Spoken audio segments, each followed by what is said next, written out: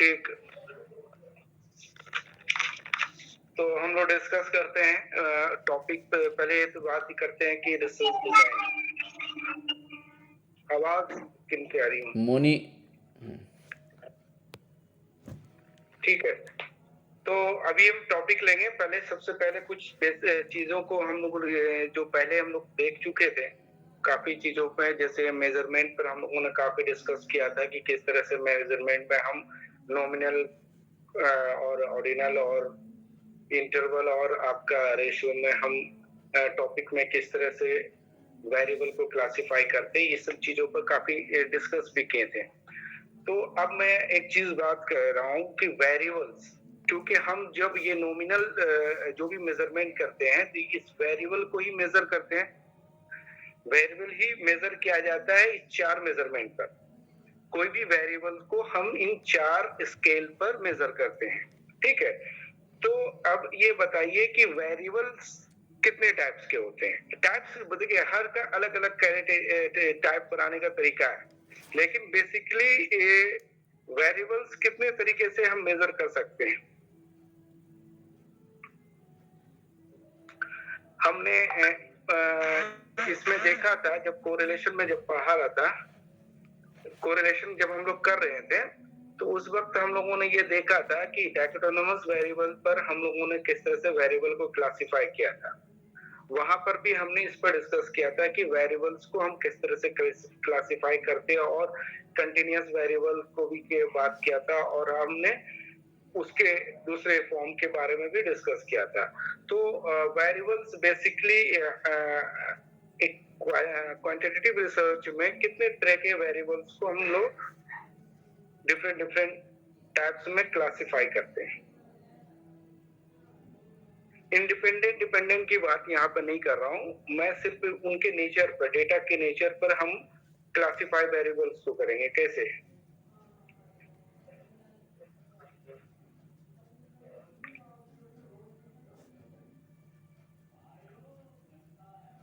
Variables को एक continuous variable होता है, दूसरा क्या कहते हैं डिसकंटिन्यूअस, या उसे हम डिस्क्रीट वेरिएबल्स कहते हैं। आप लोगों ने देख पढ़ा होगा कंटिन्यूअस वेरिएबल्स। कोई बताएं कंटिन्यूअस वेरिएबल क्या होता है, और एग्जांपल के साथ। छोटे छोटे टुकड़े में हम बांट सकते हैं, छोटे से छोटे टुकड़े में कंटिन्यूअस। हाँ, छोटे छोटे में, हाँ, जिसको हम बहुत सारे सब कैटेगरीज में बांट सकते हैं, ठीक है। कुछ जिसमें जैसे उसे हम कंटिन्यूअस मोड में हम उसे सब कैटेगरीज में बांट सकते हैं। जैसे अगर कोई है, वेट को हम नापते हैं तो वेट जैसे 1 kg 1.2 ग्राम हो जाएगा, है ना। 1.2 kg हो जाएगा। हाँ, एज में आप मंथ डे इंक्लूड कर सकते हैं। ये सारे कॉन्टिन्यूअस मोड में होंगे। कॉन्टिन्यूअस वेरिएबल होता है। डिस्क्रीट वेरिएबल्स में बेसिक, और इसमें एक चीज याद रखेंगे, इस कॉन्टिन्यूअस वेरिएबल में एब्सोल्यूट ट्रू जीरो नहीं यूज करते हैं। रियल डिफरेंसेस नहीं होती है ट्रू जीरो की वजह नहीं, रियल गैप नहीं होता है। जीरो की बात नहीं, जीरो नहीं बात कर रहा हूँ, रियल गैप नहीं होता है। ट्रू गैप जो होते हैं ना, जैसे 1 और 2 के बीच में क्लियर डिफरेंसेस होता है 1 का, तो हम क्योंकि ये फ्रैक्शन नंबर में होता है, फ्रैक्शन में होता है, तो हर एक वैल्यूज का अपना एक अलग ये होता है। जैसे इसको हम बताते हैं कि डिस्क्रीट वेरिएबल में मेल फीमेल, या हम उसे एक 10 आदमी 15 आदमी 20 आदमी इस तरीके से हम बांट सकते हैं, क्योंकि हम एक आदमी को हम हाफ करके नहीं बांट सकते, 1.5 मैन नहीं कह सकते, ठीक है। तो इसलिए वो यहाँ पर क्या हो गया, इस दोनों के बीच में रियल गैप है, ठीक है, और वहां पर रियल गैप नहीं है, क्योंकि हम किसी भी चीज को हम एक वैल्यू को दूसरे वैल्यू के साथ कंपेयर नहीं कर सकते हैं। रियल गैप नहीं वो बताएगा। जैसे मैं एक एग्जांपल दे रहा हूँ, 1.9 और 1.2 के बीच में रियल गैप है?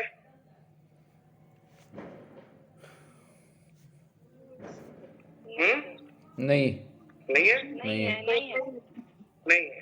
तो इसी तरीके से अगर एक आदमी, 2 आदमी इस तरह से हम करेंगे, मैं आदमी की बात करें या अंडे की बात करें या किसी और चीज ऐसे स्टिमुलस जिसे हम हाफ में इसे मेजर नहीं करता। अंडा चलिए कर भी सकते हैं किसी कैटेगरी में हम 1%, लेकिन वो मेजरमेंट परफेक्ट होना चाहिए।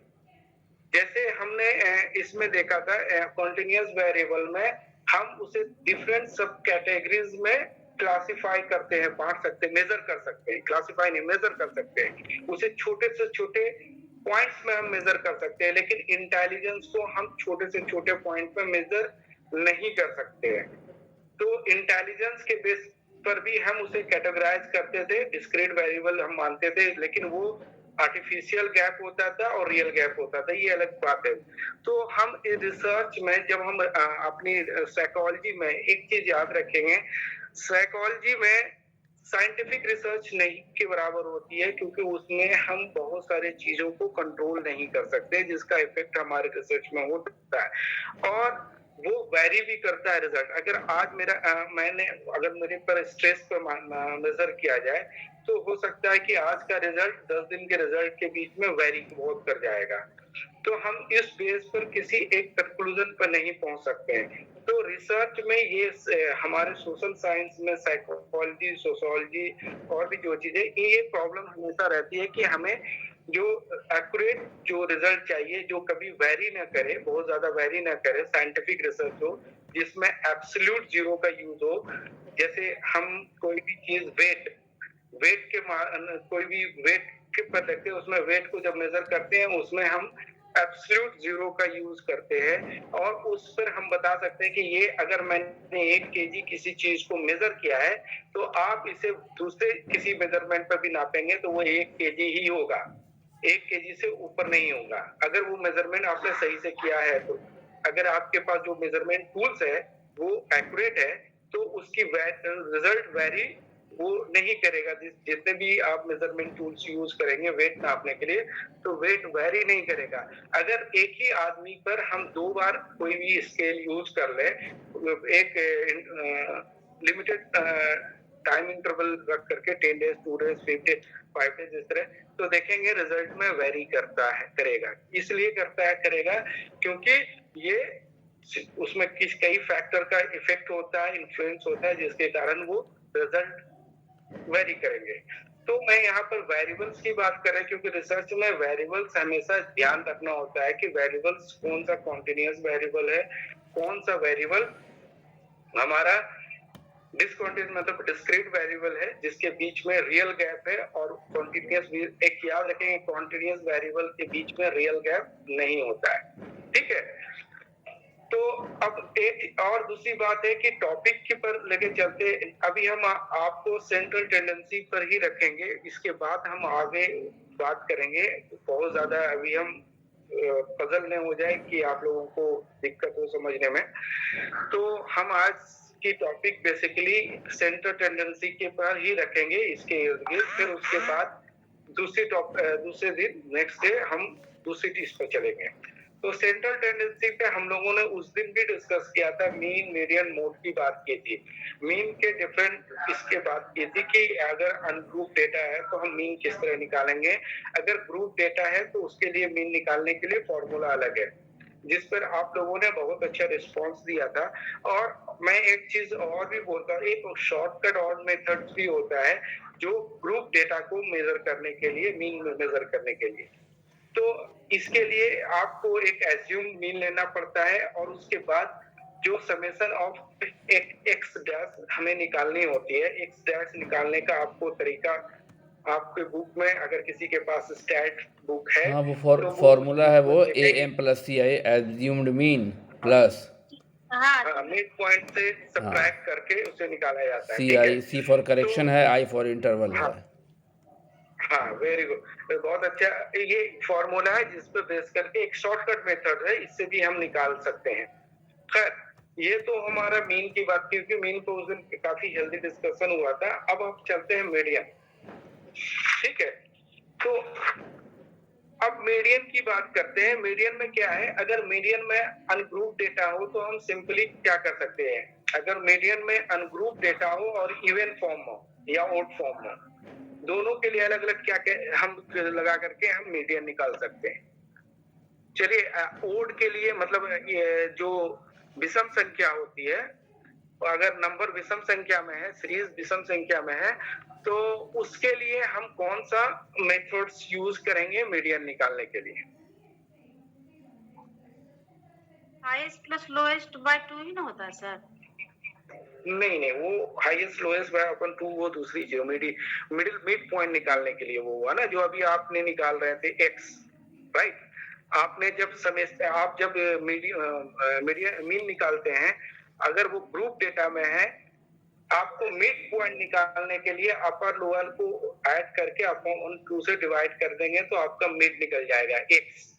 उसी x को f फ्रीक्वेंसी के साथ मल्टीप्लाई करके फिर उसका समेशन निकाल के हम मीन निकालते हैं, ठीक है?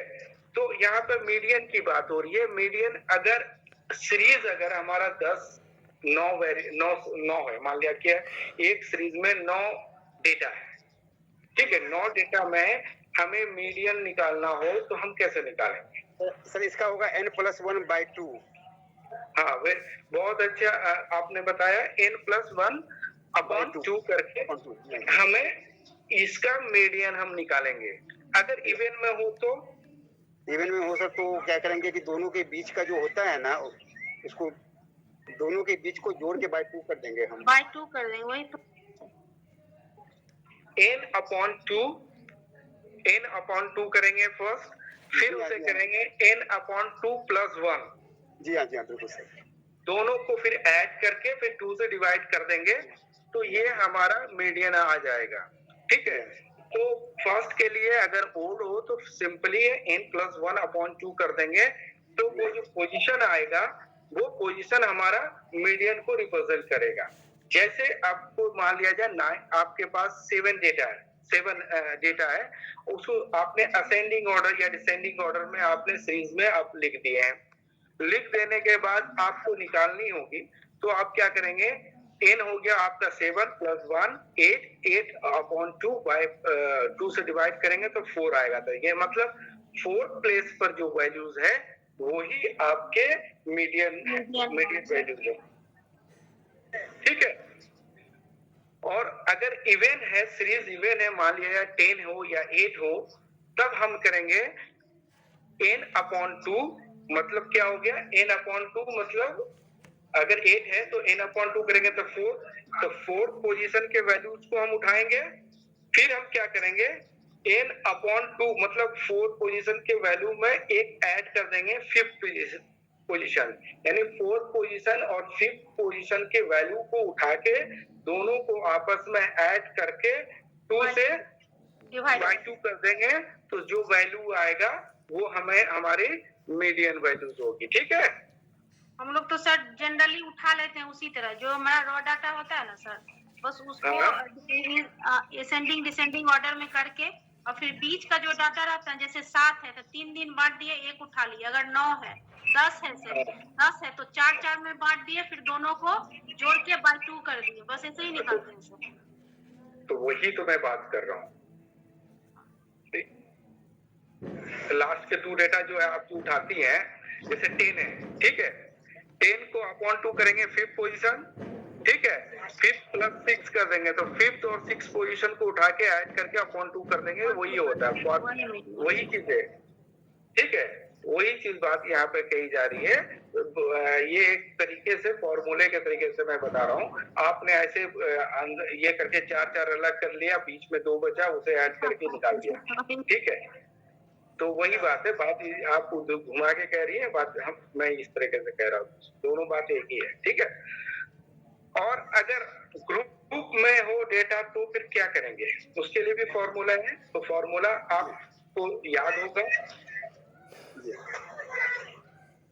L+FM1/FM2।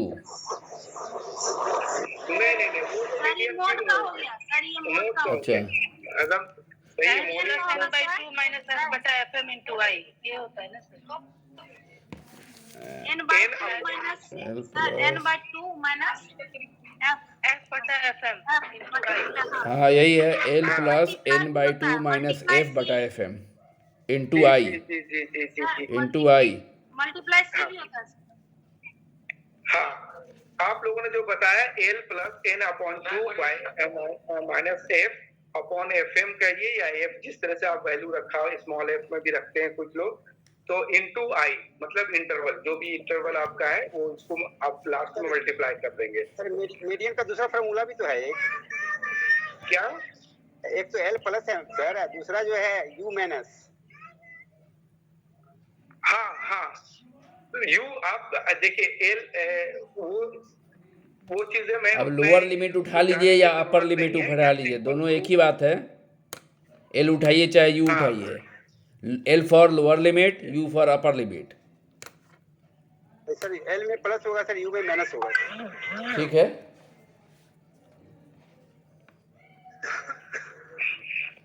ठीक है, ये फॉर्मूले की बात है। आप फॉर्मूला आप देख लेंगे, अपर लिमिट माइनस में होगा, लोअर लिमिट प्लस में होगा, ये आप देख लेंगे अपनी फॉर्मूला। तो ये डिफरेंट फॉर्मूला, लेकिन ग्रुप डेटा के लिए यही फॉर्मूला होता है जिससे हम हमारे मीडियन को निकालते हैं। तो ये तो मीडियन की बात थी सिंपल तरीके से। मोड में भी वो वैसे ही होता है, मोड में भी सिंपली हम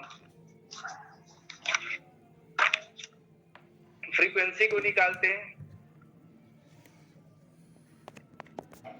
अगर अनग्रुप डेटा है तो हमारा जो रिपीटेड वैल्यू जो मैक्सिमम नंबर टाइम्स ऑफ बार आता है उसे हम एज ए मोड मान लेते हैं। लेकिन मोड और मीडियन और मीन में क्या फर्क है ये बताइए, कहाँ हम इसे यूज करेंगे? ये बहुत ज्यादा जरूरी होता है कि हम ये तो जान गए फॉर्मूला सबका, मीडियन का भी, मोड का भी और मीन का भी, लेकिन अब ये बताएं कि हम कहाँ यूज करेंगे और किसकी ज्यादा स्टेबिलिटी होती है, किन मीडियन की ज्यादा स्टेबिलिटी है, मोड की ज्यादा है या मीन की ज्यादा स्टेबिलिटी होती है रिजल्ट की। तो इन तीनों में से अगर आपको पूछा जाए कि तीनों वैल्यूज आ जाए आपको, अगर एक ही सीरीज में आपको वैल्यू दी हुई है और तीन तरीके से हमने मीन निकाला, तो सबसे ज्यादा स्टेबल कौन से वैल्यूज को हम मानेंगे? मीन को सर। जी, मीन को मानेंगे, क्योंकि मीन वैल्यू हमारा ज्यादा स्टेबल होता है, एक्यूरेट होता है, और इसमें हम कोई भी अर्थमेटिक मतलब कैलकुलेशन जो भी है हम कर सकते हैं। तो मीन ज्यादा स्टेबल को माना जाता है as comparison to other two centre of tendency. तो मीन को मीडियन को कम स्टेबल माना गया है, मीन को ज्यादा स्टेबल माना गया है। तो लोग अब रिसर्च में ज्यादातर मीन पर ही ज्यादा फोकस करते हैं। आपने देखा होगा कि मीन निकालते हैं तभी भी स्टैंडर्ड डिविएशन में निकाल पाएंगे, टी निकालते हैं, बाकी मीन पर ही सारा चीजें हम यूज करते हैं। ठीक है, तो ज्यादा अभी हमारे अगर आप पेपर देखेंगे तो सबसे ज्यादा यूज होने वाला जो comparison between the two group है, तो वो स्टैट में हम ज्यादा टी यूज करते हैं। तो टी निकाल करने के लिए हमें मीन की वैल्यू निकालनी होती है और स्टैंडर्ड डिविएशन निकालनी होती है। अभी हम वेरिएशन की बात नहीं करेंगे, इसलिए क्योंकि वेरिएशन जब आएगी बात वहां पर डिस्कस करेंगे कि वेरिएशन कैसे निकालते हैं। तो यहाँ पर अभी हम सिर्फ ये कि क्योंकि हर के टॉपिक में सेंटर टेंडेंसी हम निकालते हैं और ज्यादातर लोग मीन की वैल्यू को ही निकालते हैं, क्योंकि अगर क्वांटिटेटिव रिसर्च है तो हम उसे मीन वैल्यू निकाल करके हम अपनी रिसर्च को आगे कंटिन्यू करते हैं। लेकिन ऐसा नहीं है कि सिर्फ मीन की वैल्यू निकाल कर ही हम क्वांटिटेटिव रिसर्च कर सकते हैं। हम अगर यूज नहीं है, जहां पर अगर डेटा आपका नेचर उसका डिफरेंट है, तो वेरिएबल्स का नेचर डिफरेंट है, तब हम वहां पर मीडियन भी निकालते हैं, निकाल करके अपनी रिसर्च को कंटिन्यू कर सकते हैं। तो वो भी क्वांटिटेटिव रिसर्च की एक पार्ट होता है। तो यहाँ पर ज्यादातर हम देखेंगे कि मीन वैल्यू निकालते हैं। अब आप मोनी मैम अब अपना टॉपिक बताएंगी, तब हम उस पर अब डिस्कस करेंगे, क्योंकि ये सेंटर टेंडेंसी हम आपने भी निकाला होगा, मीन आपकी वैल्यू भी निकाली गई होगी और कंपैरिजन भी किया होगा दो ग्रुप के बीच में। जी सर, मेरा तो सर मेरा टॉपिक है a study of some psychosocial correlates of pranayama and geriatric depression. Pranayama and geriatric depression sir. Genetic depression. जी sir. Genetic geriatric sir, geriatric is it. Geriatric मेरे ख्याल से बुढ़ापे से संबंधित हो गया। बुढ़ापा, एजेड Aged, पर्सन। हाँ। जी सर। हाँ समझ गए। हम आवाज कुछ और है थी। डिप्रेशन ये था। और पॉपुलेशन क्या 200 था सर। 200 था। अब 200 है। अगर ये बात बताइए कि अगर इस n नंबर साइज स्मॉल होगा तो क्या मीन निकाल सकते हैं? अभी कि यहाँ पर एक क्वेश्चन बनता है, अगर मेरा मीन 10 से छोटा हो तो क्या करेंगे?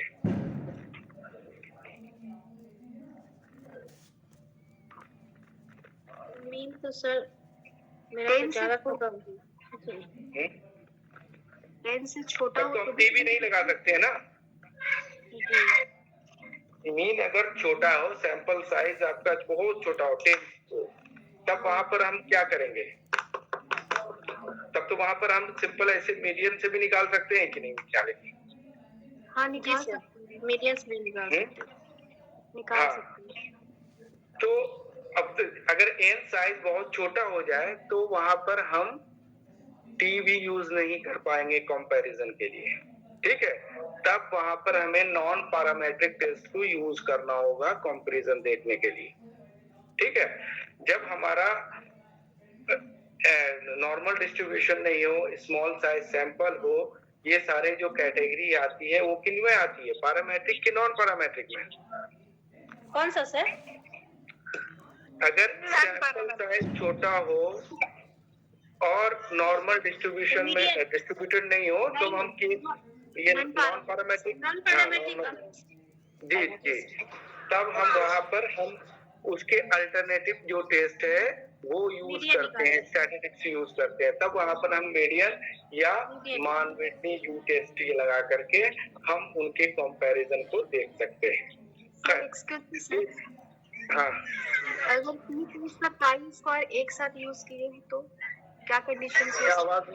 आपकी आवाज फंसी थोड़ी सी। अगर टी टेस्ट और पाई स्क्वायर जैसे एक पैरामीट्रिक है, एक दूसरा नॉन पैरामीट्रिक टेस्ट है, अप्लाई किया गया हो तो कंडीशंस हो सकते हैं।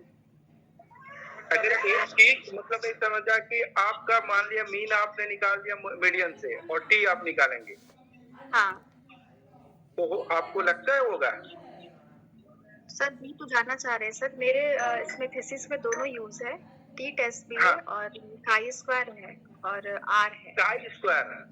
हाँ तो हाँ। इसके क्या कंडीशंस हो सकते हैं? हाँ, काई स्क्वायर में आपने डिफरेंट ग्रुप के मीन निकाले होंगे, आपने टेबल फॉर्म में बनाया होगा, ठीक है? वो उस पर हम जब जाएंगे, जब काई स्क्वायर जब हम पढ़ाएंगे ना, तब वहां पर मैडम आप अपनी क्वेश्चन को रखिएगा, वहां पर हम डिस्कस करेंगे, ठीक है? क्योंकि आपने वहां पर जो है सैंपल साइज आपका ज्यादा है, राइट? आपके 10 सैंपल साइज नहीं है, सैंपल साइज मुझे लगता है कि आपने ज्यादा रखा होगा। तो काई स्क्वायर, क्योंकि ये सिग्निफिकेंट मीन के डिफरेंसेस को देखने के लिए, क्योंकि आपके ग्रुप वाइज डेटा है ना, उसके डिफरेंसेस को देखने के लिए 2 ग्रुप में तो नहीं है आपके, मुझे लगता है 4 ग्रुप होंगे आपके, 4 5 6 जो भी ग्रुप है। हर वेरिएबल का 2 ग्रुप बनाया हाई लो करके। हाँ, तब वहां पर आप जो है 2 ग्रुप तो है नहीं जो कंपैरिजन आप दोनों ग्रुप मीन के डिफरेंसेस के सिग्निफिकेंट को चेक करने के लिए आप टी लगाएंगे, तो उस सिचुएशन में आपको काई स्क्वायर यूज किया होगा आपने, ठीक है जी? तो नॉन पैरामीट्रिक वहां पर आपने टेस्ट यूज किया है, ठीक है? वहां पर ऐसा नहीं कि आप नहीं यूज कर सकते, लेकिन सिचुएशन हो गए वो कंडीशन पर आप कर सकते हैं। आपका कंडीशन डिफरेंट था, आप वहां पर उस चीज को डिस्कस करेंगे तब ज्यादा और चीजें समझ में आएगी, ठीक है? तो यहाँ पर भी मोनी मैम का सिंपल सी है, एक 2 ग्रुप था, राइट? जी सर। आपका कौन कौन था? प्राणायाम का इफेक्ट, जेनेटिक डिप्रेशन और किस पर देख रही थी? मेरा सर मतलब अभी तो इसमें मेरा जो टॉपिक है वो है social correlates pranayama and geriatric depression. ठीक है सर, डिप्रेशन का जो है ना, प्राणायाम का इफेक्ट हम डिप्रेशन पर देखना चाहें। ठीक है सर। और ठीक फिर है। वेरिएबल, हाँ वेरिएबल लिए हैं, तो वेरिएबल 6 वेरिएबल को लिए हैं सर, जिसमें डिप्रेशन है, स्ट्रेस है, कॉपिंग है, लोकस ऑफ कंट्रोल है, लाइफ एक्सपीरियंस है, ये सब एंजाइटी है। ओके, तो आपने डिप्रेशन जब आपने लिखा तो डिप्रेशन और एंजाइटी अलग है कि नहीं है? जी सर, अलग है। तो आपने डिप्रेशन, आपने अपनी रिसर्च टॉपिक में डिप्रेशन लिया है, तो आप स्ट्रेस और किस क्या क्या क्या बोला आपने?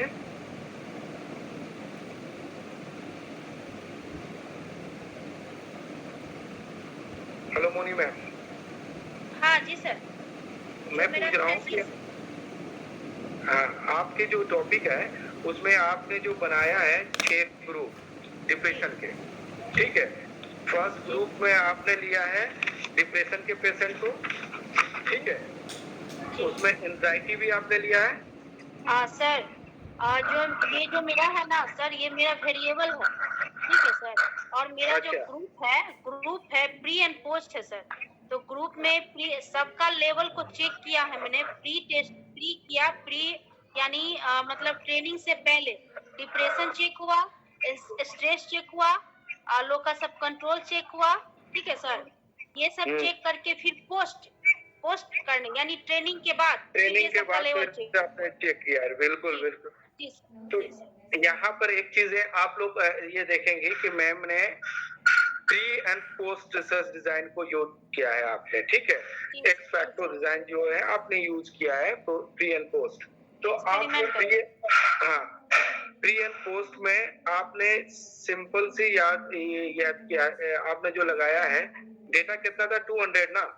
200 सर। ठीक है। तो अब ये बताइए मैम कि आपसे एक क्वेश्चन होता है सिंपली कि आपको टू और सैंपल, आप कौन सी टेक्निक यूज किया है सैंपल डिसाइड करने के लिए, मतलब? ये सर प्रोबेबिलिटी के है सर, रैंडमली नहीं हुआ है मेरा, अच्छा। पर्पसली हुआ है सर। हाँ, पर्पसिव हाँ, सर। Very good. तो पर्पोसिव इसलिए हम यूज करते हैं, अगर रैंडमली नहीं कर सकते, क्योंकि रैंडमली इसलिए नहीं कर सकते हैं कि एक जगह पर हमें इतनी पेशेंट नहीं मिलते हैं, तो हमने स्क्रीनिंग, आपको मैंने बताया भी था कि स्क्रीनिंग आपने यूज किया था, स्क्रीनिंग यूज किया था, जो स्क्रीन कर करके डिप्रेशन के पेशेंट आए डिफरेंट एरिया के, आपने उसे अलग अलग से ट्रेनिंग दिया और ट्रेनिंग के बाद से आपने यूज किया। तो इसमें आपने सबके मीन वैल्यू निकाले होंगे। Yes sir. मीन वैल्यू निकाला था, जी सर, मीन वैल्यू निकाले थे सर। और उसके बाद आपने मीन वैल्यू के बाद फिर ट्रेनिंग दिया, फिर उसके बाद आपने मीन वैल्यू निकाला सबका टेस्ट का। जी सर। और उसके बीच में आपने टी टेस्ट यूज किया। जी सर, एसडी भी निकाले सर। जी, एसडी भी निकाले सर। हाँ, एसडी तो निकालेंगे ही ना, जब आप ये मीन निकालना है, टी निकालेंगे तो एसडी तो आपको निकालनी ही होगी। तो आपने टी निकाला होगा। जी सर। ठीक है। और टी आपने कौन सा टी यूज किया था वहां पर? Pair T test sir. हाँ, ठीक है। तो आपने पेयर टी टेस्ट यूज किया था क्योंकि आपकी सैंपल एक ही थी। जी सर, इसीलिए सेम सैंपल को आप दोबारा मेजर कर रहे थे। जी, प्री एंड पोस्ट। ठीक है। हाँ, प्री एंड पोस्ट करके आप मेजर कर रहे थे। मतलब है कि आपका दो ग्रुप जो है यहाँ पर, एक ही सैंपल को दो ग्रुप में आपने में बांट रहे थे, प्री करके एक आफ्टर करके। ठीक है। ये दो कर करके आपने रिजल्ट के बीच में, दोनों के बीच में कंपेयर किया, और दो आपने जो भी रिजल्ट पाया होगा कि सिग्निफिकेंट डिफरेंसेस है या नहीं है। ठीक है। ठीक है। तो वो तो बात आपकी टॉपिक की हो गई कि आपने इस तरीके से कंपैरिजन किया, टी निकालने के लिए मीन निकालना पड़ा। तो आपने मीन इसलिए निकाला क्योंकि आपके सैंपल साइज 200 से थे और आपको अर्थमेटिक कैलकुलेशन करनी थी, और आपको टी वैल्यूज को यूज करके सिग्निफिकेंट डिफरेंसेस को देखना था, और आपके पास ओनली एक ही ग्रुप के दो डेटा थे, एक प्री थे, एक अपोज थे। इसे आपने टी से यूज करके आपने कंपैरिजन देख लिया और जो भी वैल्यू आया होगा आप उसको इंटरप्रेट किया होगा। खैर, ये तो आपकी टॉपिक थी और मैं एक टॉपिक में बता रहा हूँ और उसमें आप लोग बताएंगे, जैसा कि मैंने प्रीवियस टाइम भी इस पर डिस्कस किया था। हमने दो वेरिएबल्स के नाम ले रहा है, a study of emotional competence and mental health among engineering and medical students.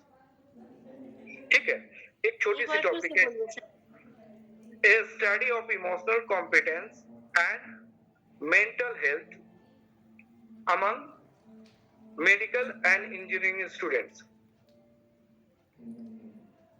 ये सब टॉपिक है, आपके पेपर लिखने के लिए अच्छी टॉपिक है। ये मैं ऐसे ही दिमाग में आया, मैंने आपको बहुत बता दिया। ठीक है, ये टॉपिक एक टॉपिक हो गई है। तो इस टॉपिक में आप देखिए कि इमोशनल कॉम्पिटेंस है। इमोशनल कॉम्पिटेंस को हम किस में रखेंगे? ये कॉन्टिन्यूअस में है या डिसकॉन्टिन्यूअस में है या डिस्क्रीट में है?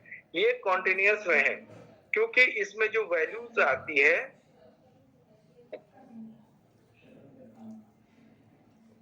हेलो, मेरी आवाज आ रही है? जी सर आ रही है।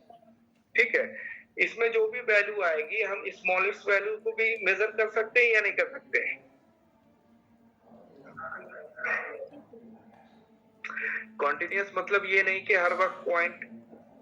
हेलो जी सर आवाज आ रही है सर। आवाज आ रही है? जी सर। तो इसमें इमोशनल कॉम्पिटेंस क्या है? हमारा कॉन्टिन्यूअस वेरिएबल्स है और हमारा दूसरा क्या वेरिएबल था? Mental health. Discrete value. हाँ sir, mental health. Mental health, अगर इसको हम डिस्क्रीट वेरिएबल बना सकते हैं,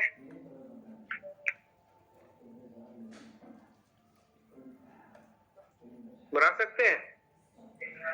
देखिए, कॉन्टिन्यूअस वेरिएबल अगर हम मेजर कर रहे हैं उनको कॉन्टिन्यूअस नेचर में, तो वो कॉन्टिन्यूअस रहेगा। अगर हम उसी को सेम वेरिएबल्स को हम कैटेगराइज कर देंगे तो वो बन जाता है हमारा डाइकोटोनमस वेरिएबल। हाँ, डाइकोटोनमस। अगर इसमें मेंटल हेल्थ फिट ओके और अनफिट कर देते हैं तो हम इसमें क्या कर रहे हैं, वो दोनों को डाइकोटोनमस में बांट देंगे और यहाँ पर हम दोनों ग्रुप के भी अलग अलग ग्रुप के हम मीन निकालेंगे। ठीक है, तो मीन निकाल करके फिर हम दोनों ग्रुप के बीच में कंपैरिजन करेंगे। जैसा कि अभी एक मैंने काम किया, एक टॉपिक से था जो बहुत इंटरेस्टिंग टॉपिक था और उसमें काफी टाइम लगा काम करना खत्म करने में। वो ये था कि अगर इसको इस तरीके से समझा जाए कि मान लिया जाए कि इन कॉन्टेक्स्ट आज दे दिया जाए, यहाँ पर है ये सर, है कि चले गए? हैं देखते हैं सर। हैं सर वही टॉपिक को मैं बात कर रहा हूँ। हाँ कीजिए ना, बताइए कर रहा हूँ। बताइए। हाँ, जैसे ये एक टॉपिक सर के साइड से था। वो टॉपिक ये था कि concern of status and women desire of social freedom, और तीसरा था mental health behaviour among working women in context of emotional intelligence and sex orientation, so sex role orientation। तो ये एक मिनट रुकिएगा, मैं कॉल है, एक मिनट लाइन पर रहिएगा।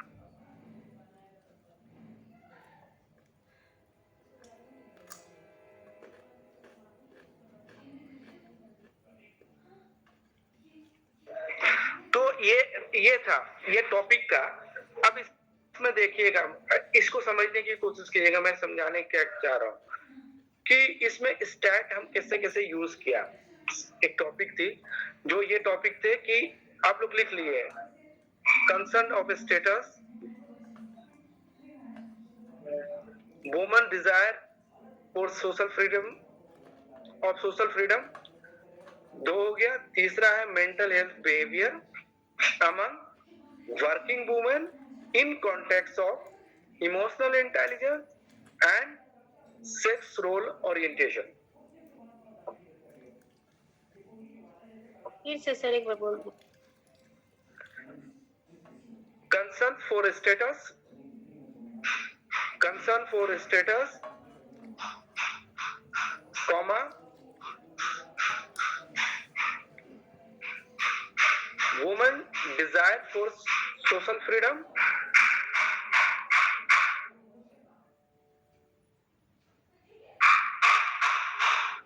जी सर। और देखिए mental health behavior among working women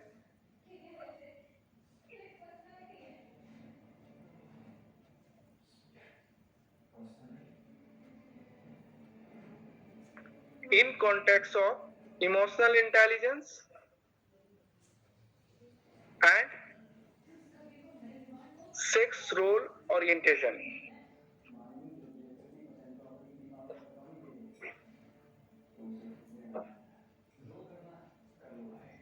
ठीक है, लिख लिया ना? जी। ये एक टॉपिक था, बहुत इंटरेस्टिंग इसमें टॉपिक है। नो, बहुत इस पर काम अच्छे से हो सकता है और भी। तो अब बताएं कि क्या क्या स्टैट यूज करेंगे आप। समझने की बात है यहाँ पर। मीन मीडियन तो ये तो जानते ही हैं आप लोग कैसे यूज करना है, कहाँ यूज करना है। अब यहाँ पर हम जानेंगे कि हम स्टैट कैसे यूज करेंगे। ये एक टॉपिक है, ये टॉपिक बहुत एक पीएचडी के लिए बहुत अच्छी टॉपिक है, बहुत बड़ी टॉपिक है। ये है। अब इसमें स्टैट यूज होगा या वैरायटी ऑफ स्टैट यूज हो सकता है यहाँ पर। ठीक है, तो आप पहले क्या करेंगे, कोई भी बताइए एक करके।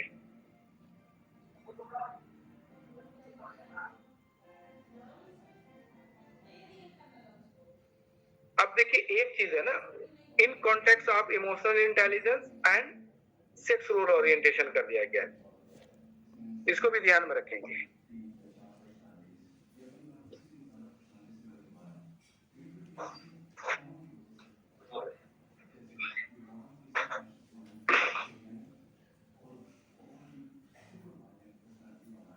बताएं, कोई जवाब दे।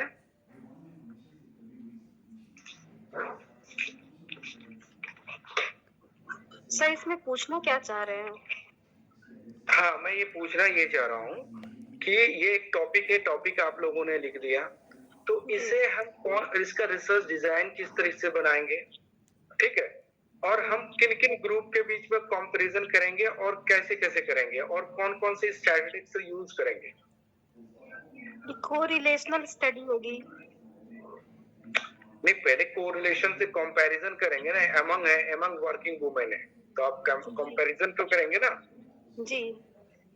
ठीक है, क्योंकि वर्किंग वुमेन में होता है कि तो क्या नॉन वर्किंग वुमेन में ऐसा होता है या नहीं होता है, या सिर्फ वर्किंग वुमेन में ही है, तो कंपैरिजन तो करेंगे ना रिसर्च में। जी सर। बताएं आप लोग जल्दी जल्दी। ये बहुत अच्छी चीज है कि इसमें देखिए स्टैट ऐसे बुक से पढ़ करके वो समझ में नहीं ज्यादा आता जितना ज्यादा टॉपिक में घुस करके आता है, और ये चीजें याद भी रहती है और आगे के काम में भी आपको हेल्प मिलेगा और हम लोग सीख भी सकते हैं कुछ नया। सर इसमें after and before design, sir इसमें मेंटल हेल्थ और आप इमोशनल इंटेलिजेंस का कंपैरिजन करेंगे वर्किंग और नॉन वर्किंग वुमेन से। देखिए मैं अब आपको बताता हूँ।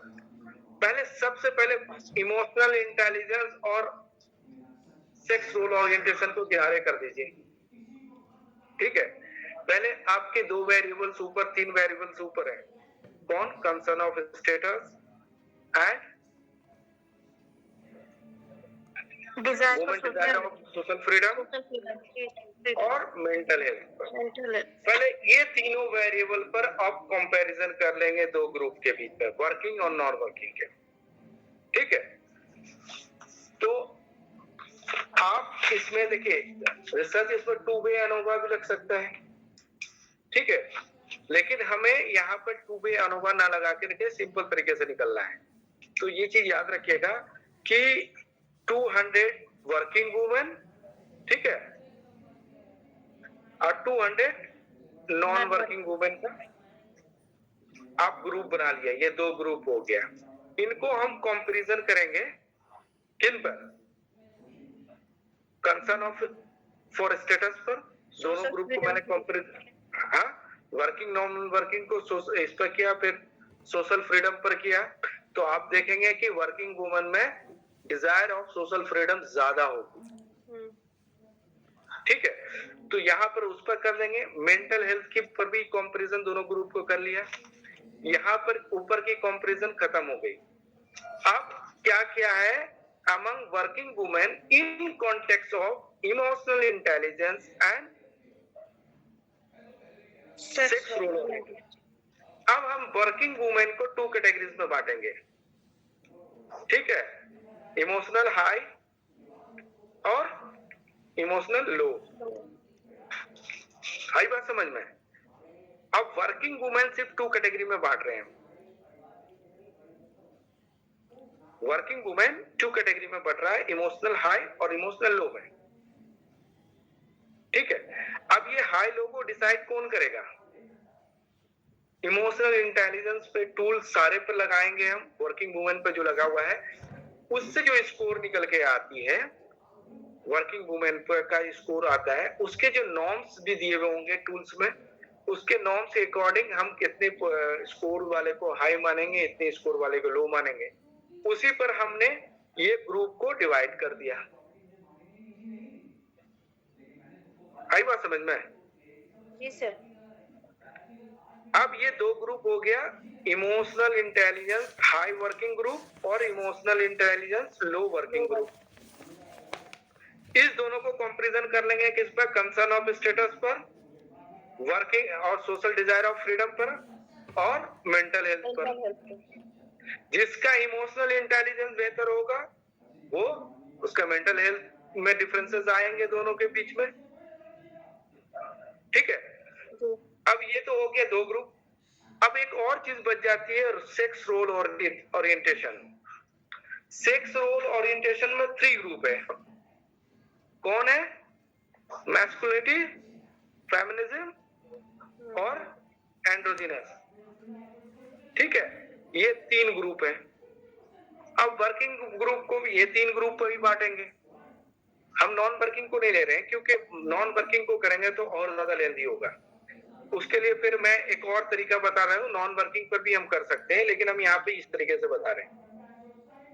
तो इनको भी 3 ग्रुप में बांट दिया मैंने, वर्किंग वुमेन को। अब तो यहाँ पे 2 बांटे थे तो 2 से हमने T निकाल करके हमने कंपैरिजन देख लिया था। अब ये 3 ग्रुप हो गया, M, F और A, मतलब मैस्कुलिनिटी और फेमिनिज्म और एंड्रोजिनस। ये 3 ग्रुप बटा। ये कैसे करेंगे? ये जो सेक्स रोल ओरिएंटेशन के टूल्स है उसे हम डालेंगे, अप्लाई करेंगे वर्किंग पर, उस पर जो स्कोर होगा उसके अकॉर्डिंग हमने ग्रुप बना लिया। और ये ग्रुप हो सकता है वेरी करे, इक्वल ना हो। ये भी होगा किसी में अगर 200 वुमेन है, किसी में 85 हो सकता है, किसी में 62 हो सकता है। इस तरीके से वेरी हो सकता है, कोई बात नहीं। तो अब यहाँ पे कौन सा स्टैट यूज करेंगे मोनी? मोनी मैम क्या बोले सर? अब ये वर्किंग वुमेन 3 ग्रुप में बढ़ गया। ठीक। अब इस पर हम कौन सा स्टैटिस्टिक्स यूज करेंगे कंपैरिजन करने के लिए, डिफरेंसेस देखने के लिए?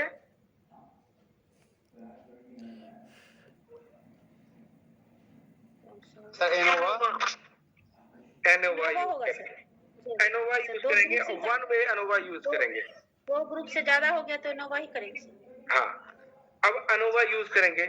अब हम यहाँ पर अनोवा यूज करने के लिए क्या करेंगे? कंसर्न ऑफ स्टेटस पर अनोवा यूज करेंगे और सोशल डिजायर पर अनोवा यूज करेंगे और किस पर यूज करेंगे?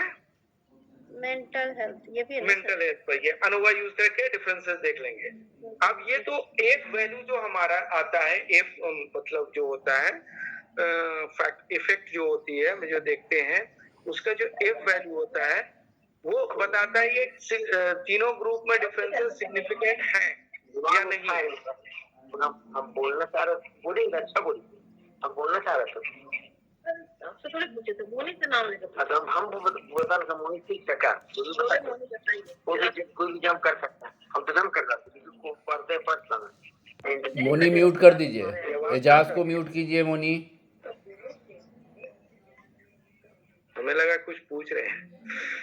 वाइफ से पूछ रहे हैं। ठीक है सर। तो अब ये तो निकल गया एफ वैल्यू जो आती है, ठीक है, उसका तीनों ग्रुप के एफ वैल्यू सिग्निफिकेंट है, ठीक है। तो मतलब ये तीनों ग्रुप के बीच में डिफरेंसेस है, सिग्निफिकेंट है। लेकिन अब इस ग्रुप के पेयर ग्रुप देखने के लिए हम कौन सा टेस्ट यूज करेंगे? Pair differences. जैसे मैस्कुलिनिटी का फेमिनिज्म के साथ और मैस्कुलिनिटी का एंड्रोजिनस के साथ, फेमिनिज्म का एंड्रोजिनस के साथ, ये तीन हो गया ना, ग्रुप बनेगा, तीन पेयर बनेगा ना। पेयर वाइज हम डिफरेंसेस देखेंगे, उसके लिए कौन सा स्टैट यूज होता है?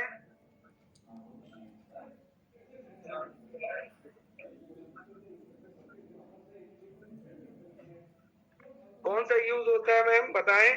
इसमें हम पोस्ट हॉक एनालिसिस यूज करेंगे। कॉम्प्लेक्स है ना? हाँ, पोस्ट हॉक एनालिसिस में बहुत सारी आती है, जिसमें टूकी टेस्ट भी, न्यूमन क्यूल्स है, टूकी टेस्ट है, डेक्कन है, बहुत सारी चीजें हम यूज करते हैं फर्दर इन्वेस्टिगेशन के लिए कि ग्रुप वाइज डिफरेंसेस सिग्निफिकेंट है या नहीं है। अगर ये वैल्यू सिग्निफिकेंट आ रही है तो हम आगे चेक करने के लिए हम देखते हैं कि पेयर वाइज ग्रुप में डिफरेंसेस है या नहीं है। तो इसके लिए हम पोस्ट हॉक एनालिसिस करते हैं, उस पर हम देख लेते हैं कि हाँ डिफरेंसेस दो ग्रुप के बीच में है या नहीं है।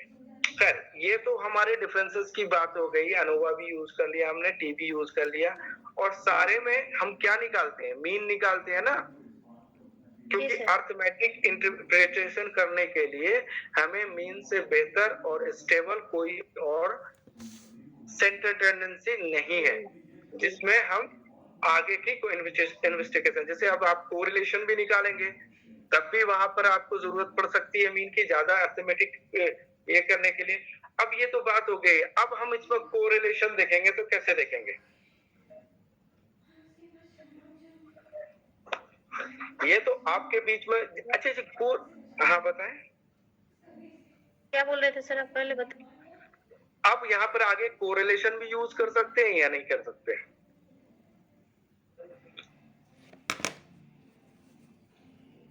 कर सकते हैं सर। हाँ, कर सकते हैं, बिल्कुल कर सकते हैं। यहाँ पर देखिए, कोरिलेशन निकालने के लिए हम कई तरीके से कोरिलेशन जहाँ पर निकल सकता है, लेकिन ज्यादातर लोग अपनी रिसर्च में सिंपल तरीके से काम करते हैं, और ऐसा नहीं कि वो सिंपल तरीका सही नहीं है, ठीक है। तो सिंपल तरीके से यूज करते हैं कि हम सिंपल से क्या यूज करते हैं, पियर्सन कोरिलेशन को यूज करते हैं, उससे हम दो वेरिएबल के बीच में कंपैरिजन कर देते हैं। अब यहाँ पर कंपैरिजन किससे होगा? मेंटल हेल्थ का। मेंटल हेल्थ का कंपैरिजन किससे करेंगे?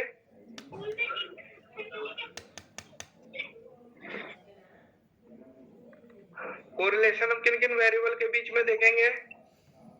Sir social freedom. अब यहाँ पर इंडिपेंडेंट वेरिएबल, डिपेंडेंट वेरिएबल को बताएं यहाँ पहले। ठीक है सर, बता रहे हैं।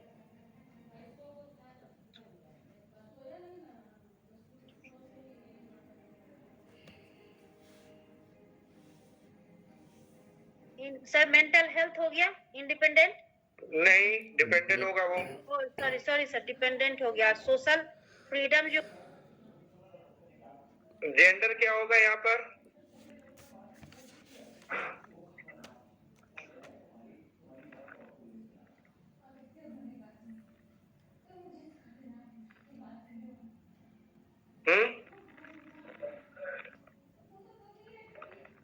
जेंडर क्या होगा?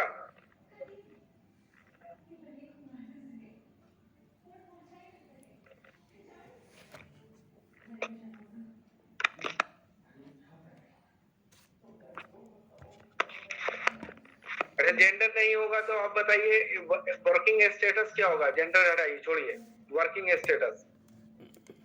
जो वर्किंग नॉन वर्किंग था, ये तो आईवी हो गया, क्लियर कट है कि ये आईवी है। यस सर, जी सर, आईवी है ये। इंडिपेंडेंट। और इसमें और क्या होगा इंडिपेंडेंट में?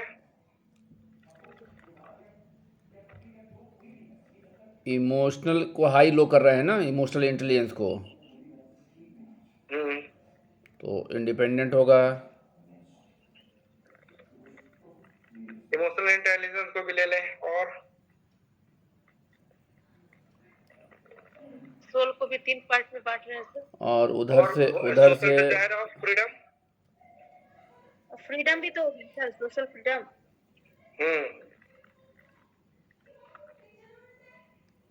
Women Dzire for social freedom. नहीं, लेकिन एक चीज याद रखें, फेमिनिटी और मस्कुलिनिटी था एक आपका सेक्स रोल।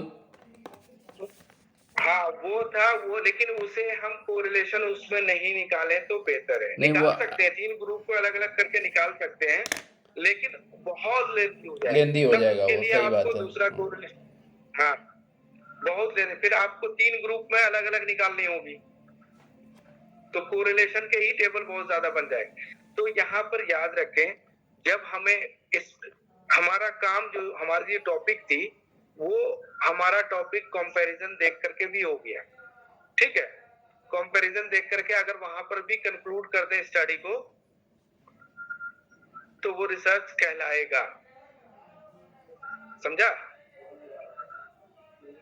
सिर्फ कंपैरिजन देख लिया ना हमने, वर्किंग नॉन वर्किंग में हाई और लो में देख लिया, और 3 ग्रुप मैस्कुलिनिटी और जो भी है 3 सेक्स रोल ओरिएंटेशन का 3 ग्रुप, इन बीच में भी हम डिफरेंसेस देख लिया, कंपैरिजन देख लिया, है डिफरेंसेस है, इसको भी इंटरप्रेट करके हमारी रिसर्च यहाँ तक हो जाएगी। अगर हम उसमें कोरिलेशन अगर जोड़ देते हैं कि हम देखते हैं कि वर्किंग ग्रुप में कंसर्न ऑफ स्टेटस का मेंटल हेल्थ के साथ क्या कोरिलेशन है, या सोशल फ्रीडम का क्या कोरिलेशन है, या इमोशनल इंटेलिजेंस का मेंटल हेल्थ के साथ क्या है, और अगर नॉन वर्किंग ग्रुप के बीच में भी ये तीनों के बीच में हम देख लेते हैं कि हाँ क्या दोनों में कोरिलेशन है।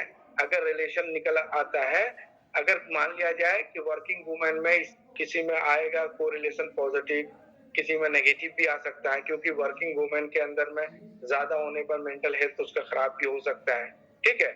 तो वर्किंग वुमेन के अंदर कंसर्न ऑफ स्टेटस जितना ज्यादा बढ़ेगा, तो हो सकता है कि आपका मेंटल हेल्थ उसको डैमेज करे, क्योंकि वो स्टेटस पर हमेशा ध्यान रखेगा, कंसर्न रखेगा, वो अपने फिजिकल हेल्थ मेंटल हेल्थ पर ख्याल नहीं करेगा, वर्कलोड ज्यादा लेगा, उसमें अचीवमेंट मोटिवेशन ज्यादा होगा, जिसके वजह से उसकी फिजिकल हेल्थ और मेंटल हेल्थ पर भी इफेक्ट आ सकता है।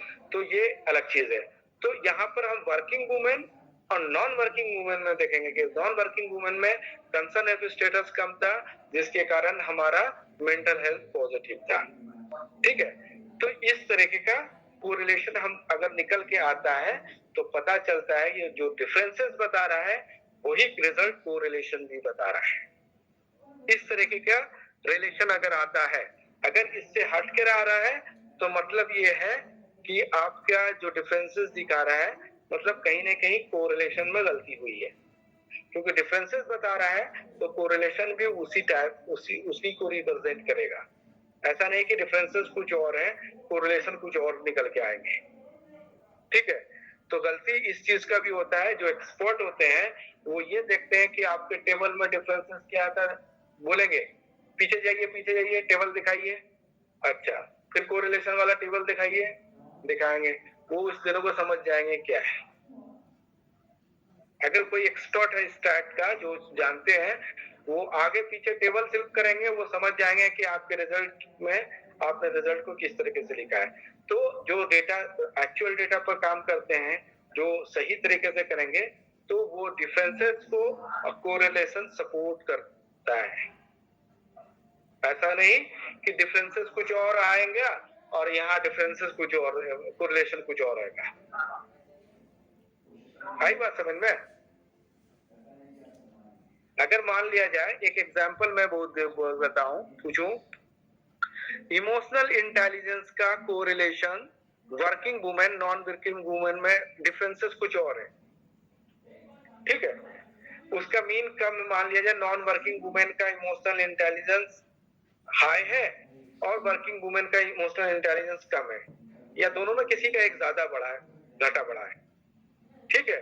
और अब ये बताइए जिसका ज्यादा मीन है, ठीक है, और इमोशनल इंटेलिजेंस उसकी ज्यादा है और मेंटल हेल्थ के साथ उसका कोरिलेशन देखेंगे।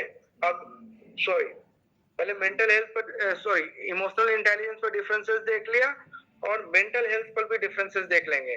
देखेंगे कि मेंटल हेल्थ भी यहाँ भी वर्किंग वुमेन का कम है और नॉन वर्किंग वुमेन का ज्यादा है, यानी मीन वैल्यू यहाँ नॉन वर्किंग वुमेन का ज्यादा है और वहां भी नॉन वर्किंग वुमेन का इमोशनल इंटेलिजेंस में भी ज्यादा था। मतलब दोनों का मीन दोनों जगह ज्यादा है, ठीक है। ये बढ़ रहा है तो ये भी बढ़ रहा है, ठीक है।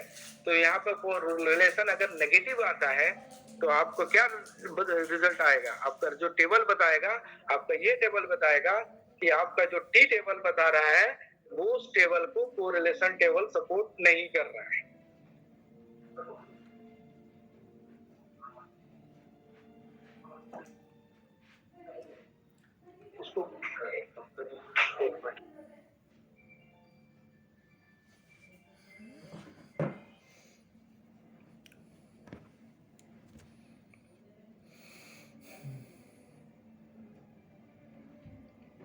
ठीक है, समझ में आ रही है? किसी को कोई क्वेश्चन हो तो पूछे, यहाँ पर कोई क्वेश्चन हो आप लोग तो पूछे,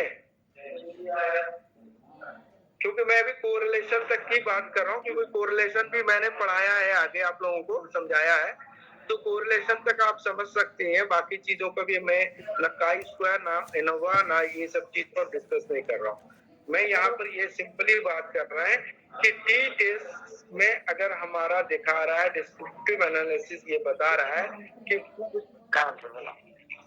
वर्किंग वुमेन का इमोशनल इंटेलिजेंस कम है और नॉन वर्किंग वुमेन का इमोशनल इंटेलिजेंस ज्यादा है और मेंटल हेल्थ वर्किंग वुमेन का कम है और नॉन वर्किंग वुमेन का ज्यादा है और दोनों भी इसके बीच में कोरिलेशन दिखेंगे। तो अगर ये कोरिलेशन अपोजिट बताता है तो इसके मतलब क्या है? तो निगेटिव कोरिलेशन सर दिखा रहा है। कैसे निगेटिव दिखा रहा है? हाँ? दोनों साथ में बढ़ रहा है तो ये पॉजिटिव हुआ। पॉजिटिव हो गया कोरिलेशन अगर नेगेटिव दिखा रहा है तो टेबल में मतलब आप कह रहे हैं कि गड़बड़ है। ये टेबल अलग चीज बता रहा है और कोरिलेशन टेबल अलग चीज बता रहा है। हम फर्दर इन्वेस्टिगेशन क्यों करते हैं? क्योंकि हम जानते हैं कि ये दोनों के बीच में डिफरेंसेस हैं, इन पर भी है इन पर भी है। तो हम अब देख लेते हैं कि क्या कोरिलेशन भी तो है तो नहीं है इन दोनों के बीच में। तो पता चलता है कि हाँ कोरिलेशन है। तो मीन्स ये हो गया डिफरेंसेस इसी कारण था वहां पर भी, ठीक है। आ रही बात समझ में? लीनियर हेलो, मेरी बात आवाज आ रही है आप लोग? जी सर। क्योंकि हम जब एक ही ग्रुप पर कर रहे हैं ना, कोरिलेशन तो एक ही ग्रुप पर होता है ना, वर्किंग ग्रुप पर सिर्फ कर रहे हैं, नॉन वर्किंग के लिए अलग निकालेंगे। फिर कोरिलेशन सिर्फ एक ही ग्रुप पर निकलता है ना, याद है ना आप लोगों को? जैसे मेल का अलग कोरिलेशन निकालते हैं, फीमेल का अलग निकालते हैं, तो उस तरह वर्किंग का अलग निकालेंगे, नॉन वर्किंग का अलग निकालेंगे।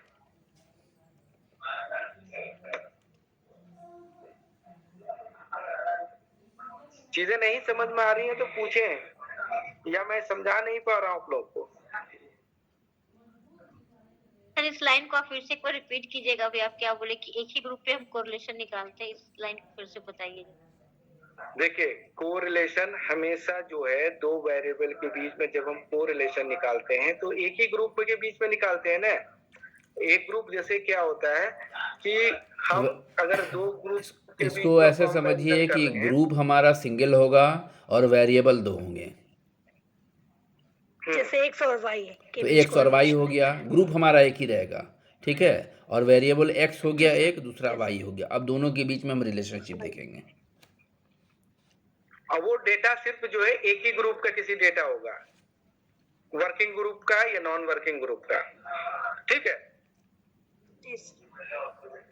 नहीं समझ में आ रहा है तो इस तरह और समझे कि अगर दो वेरिएबल के बीच में हमें कोरिलेशन निकालना है एक्स और वाई के, तो वर्किंग ग्रुप का अलग कोरिलेशन निकलेगा, नॉन वर्किंग ग्रुप का अलग कोरिलेशन निकलेगा। ठीक है, मैं कुछ कहूँ सर?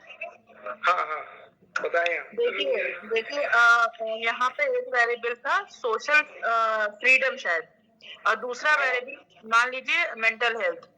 अब अगर हम इस ग्रुप की बात करें कि इस ग्रुप में अगर हम देखना चाहें कि सोशल फ्रीडम और मेंटल हेल्थ का कोई रिलेशन है या नहीं, तो इस ग्रुप में मेल भी है और फीमेल भी है।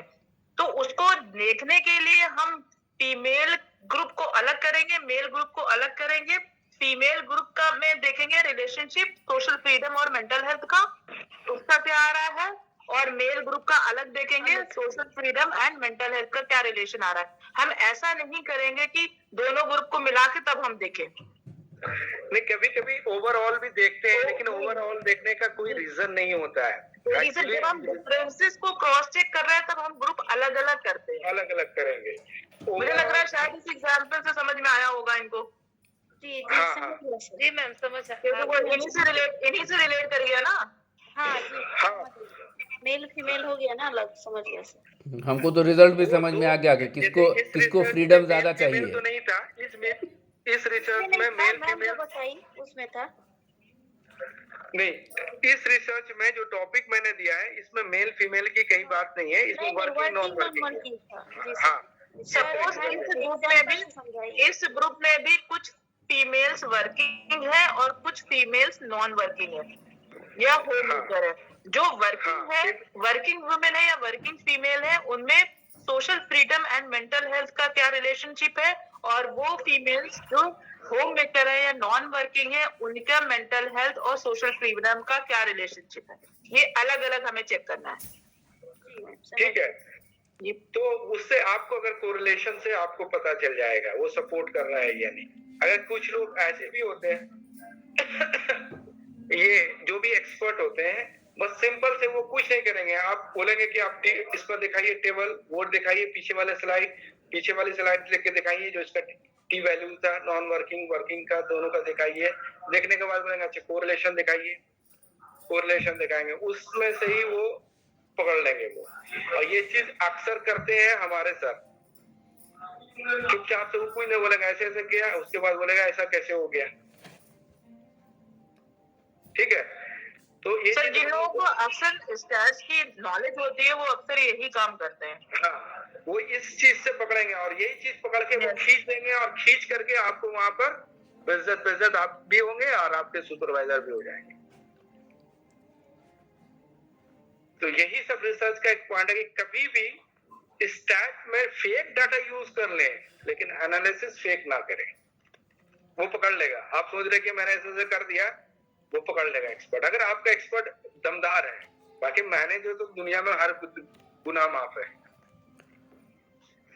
ठीक है, अगर वो एक्सपर्ट अगर आपका हो गया, किस्मत किसी का खराब हो जाता है, वो आ गया, मैनेजेबल भी है, लेकिन फिर भी वो क्वेश्चन कर जाते हैं। तो इस चीज को हमेशा याद रखें कि ऐसा ना करें, डेटा को मैनिपुलेट कर लें, ये कर लें, लेकिन रिजल्ट को मैनिपुलेट ऐसे नहीं करें, तो उससे इफेक्ट होता है।